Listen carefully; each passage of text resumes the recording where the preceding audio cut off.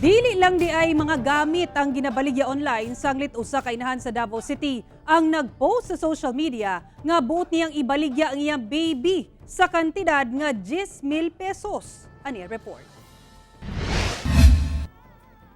Facebook page kini alang sa mga nag-hire og trabahante ingon man nagapangita og trabaho sa Davao City. Apa ni adtong October 13, usa ka account nga dunay pangalang Prince Lloyd Marcos ang nagpost og lagway sa iyang baby nga buot niyang ipaampon o dili ba kaha ibaligya sa kantidad nga 10,000 pesos tungod kuno sa kawadon. Sa reply niini sa usa ka comment, dili kuno mosugot ang iyang bana nga dal-on ang iyang anak sa DSWD. 5 na matud pa ang ilang anak ug kinamanghuran ang usa ka tuig nga baby. Sa laing post, nangayo kini og pasaylo o gibutyag nga gisugo ra kuno siya sa iyang bana nga ibaligya ang ilang anak. Gani, duha na kuno ka anak nila ang gibaligya.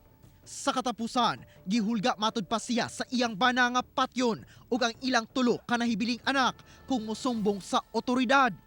Ang maong mga post nakaabot na sa Davao City Social Welfare and Development Office.